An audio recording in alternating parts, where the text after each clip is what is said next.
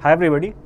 इस वाले वीडियो में हम देखेंगे कि यूपीएससी जो एग्ज़ाम कंडक्ट कराने जा रही है एपीएफसी का, तो उसमें कट ऑफ क्या था लास्ट टाइम जब एग्ज़ाम हुआ था वो, और इसके सिलेबस में कौन कौन से कीवर्ड्स हैं।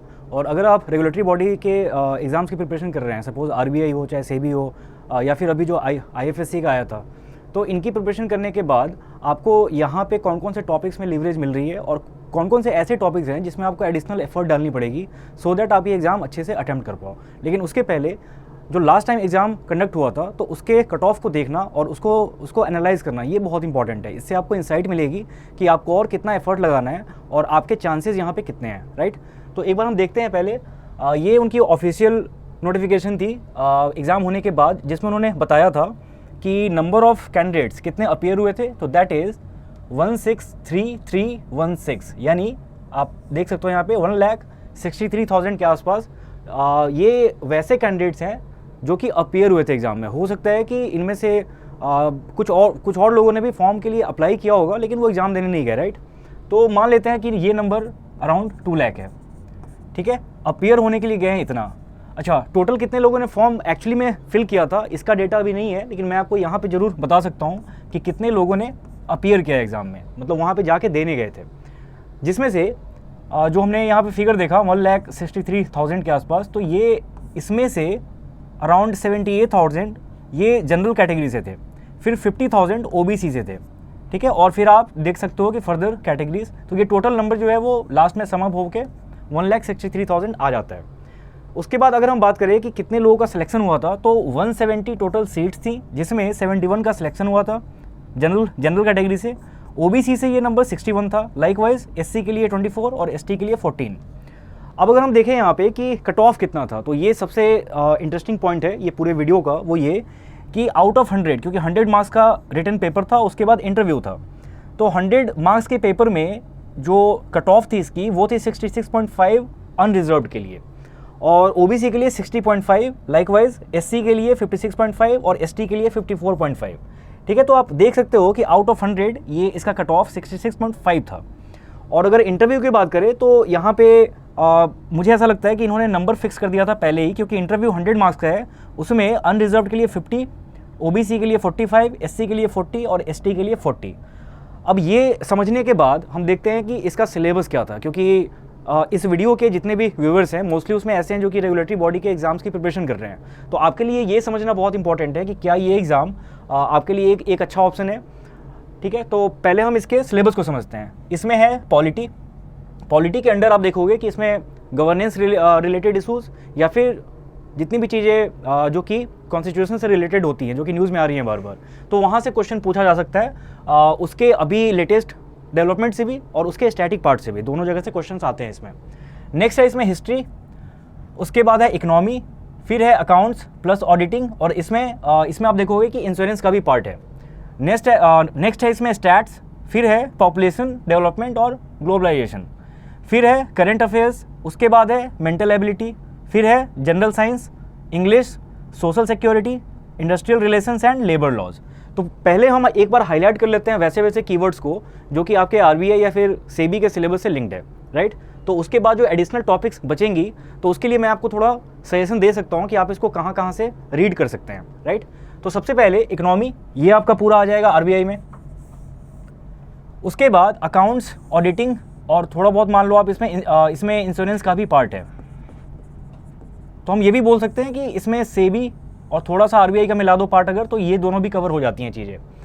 फिर आप आ जाओ करंट अफेयर्स, तो आपके पास जितने भी सोर्सेज है, वो चाहे पीआईबी सूत्रा हो, चाहे आरबीआई के सर्कुलर्स हो, ठीक है, या फिर फेज़ 1 के लिए आप न्यूज़पेपर ऐसे रीड कर रहे होगे, तो ये सारे ऑप्शंस हैं। जिसके बाद आपका करंट अफेयर्स पोर्शन भी यहाँ से हो जाएगा। फिर है मेंटल एबिलिटी, तो दोनों एग्जाम में चाहे आरबीआई हो, चाहे सेबी हो, चाहे अभी वाला आईएफएससी का होना हो, तो इसके फर्स्ट फेज में जो फर्स्ट पेपर है उसमें रीजनिंग, क्वांट, इंग्लिश ये सब होती हैं ऑलरेडी, राइट। फिर हम देखेंगे यहाँ पे इंग्लिश, तो ये हो गया कवर। सोशल सिक्योरिटी, इसको भी हम बोल सकते हैं कि हमारे सिलेबस का पार्ट है। फिर है industrial relations and labour laws. तो अभी आप देखो कि 1 2 3 4 5 6 7 ऐसे हैं। अच्छा, मैं ये नहीं बोल रहा कि पूरा का पूरा आपका कवर हो गया होगा, लेकिन थोड़ा बहुत जो स्कोप है अभी वो आप उसको खुद से कर सकते हो, क्योंकि टाइम बहुत है एग्ज़ाम में। अभी नोटिफिकेशन, इसकी डिटेल नोटिफिकेशन कल आनी है, तो कल आने के बाद आइडिया लगेगा कि इसका इन द एंड सिलेबस क्या रहने वाला है। क्योंकि बहुत सारे लोग ये भी हैं जो बोल रहे हैं कि हो सकता है सिलेबस में थोड़े बहुत चेंजेस हो जाए, तो हम श्योर होकर नहीं बता सकते। वो कल ऑफिशियल नोटिफिकेशन आती है, उसके बाद ही बता पाएंगे कि फाइनली क्या इसमें चेंजेस हुए हैं। एनीवे, तो इसमें जो टॉपिक्स अब आपके बच जा रहे हैं, जो कि आपके सिलेबस के सिलेबस का पार्ट नहीं है, ठीक है, तो वो मैं आपको एक बार दिखा देता हूँ। पॉलिटी नहीं है, हिस्ट्री नहीं है, उसके बाद स्टैट्स, हो सकता है आप में से बहुत लोगों ने कुछ पढ़ा हो थोड़े एक्सटेंट तक, लेकिन फिर भी मैं इसको मार्क कर रहा हूँ कि ये आपका नहीं हुआ है। उसके बाद पॉपुलेशन डेवलपमेंट एंड ग्लोबलाइजेशन, इसको मैंने पहले मार्क नहीं किया था, लेकिन अगर आप इस पर थोड़ा फोकस करो तो आप देखना कि IFSC में भी ये टॉपिक है थोड़ा सा, ठीक है। और RBI के लिए भी आपको थोड़ा बहुत पढ़ना पड़ेगा, हालांकि सेबी में ये नहीं था। ओके, जनरल साइंस, अगर आपका कॉमर्स बैकग्राउंड है तो शायद आपने इसके बारे में नहीं पढ़ा होगा 10th के बाद, तो ये भी आपको देखना पड़ सकता है। लेकिन जब ये हमने पूरा मार्क कर दिया है तो उसके बाद आप देखो कि जो रेड कलर में है वो ज़्यादा है और जो येलो कलर में है वो कम है। इसका ये मतलब बिल्कुल नहीं है कि आपके पास कंटेंट बहुत कम है पढ़ने को, नो डाउट बहुत ज़्यादा है।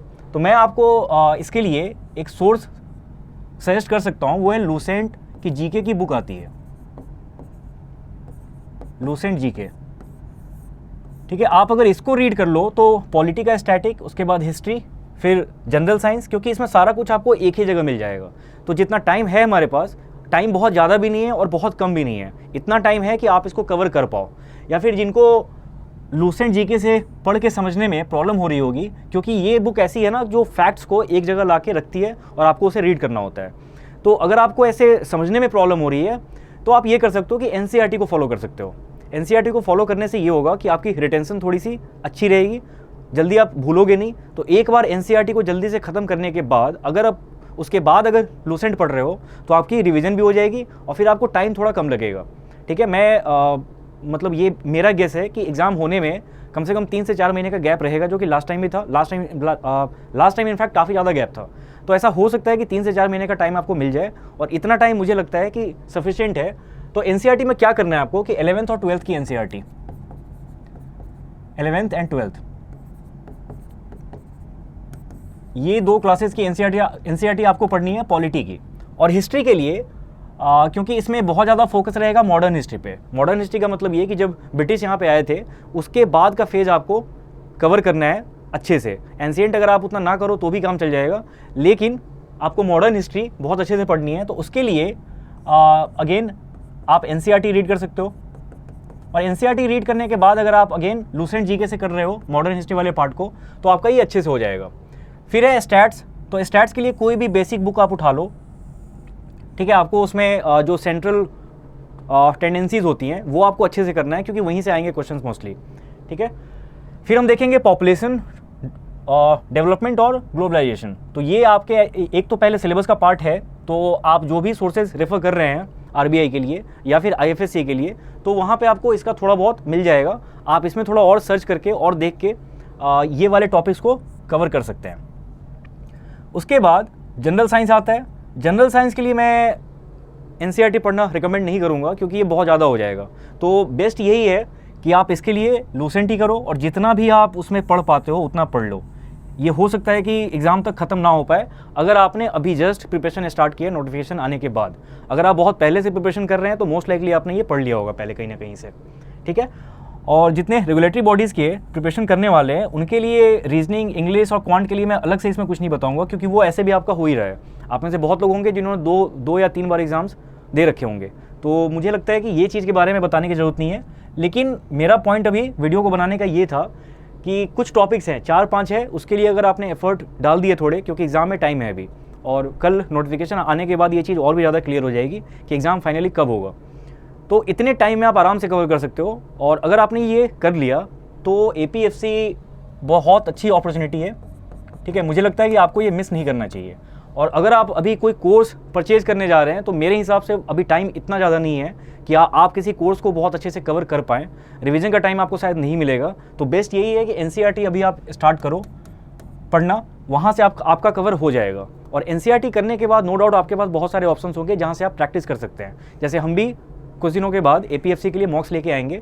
तो अगर आपकी प्रिपरेशन हो गई है, आपने रीड करना स्टार्ट कर दिया है, तो उसके बाद अगर आप मॉक्स लगाते हो तो आपको आइडिया लग जाएगा कि आपकी जो कवरेज है उसमें कहाँ कहाँ लूप होल्स है, या फिर कौन से ऐसे टॉपिक्स हैं जो कि आप अच्छे से रिटेन नहीं कर पा रहे हैं। क्योंकि अगर आप मॉक्स में क्वेश्चन अटेम्प्ट नहीं कर पा रहे हैं, मतलब कि आपने जो भी रीड किया वो शायद आपको याद नहीं है अभी, राइट।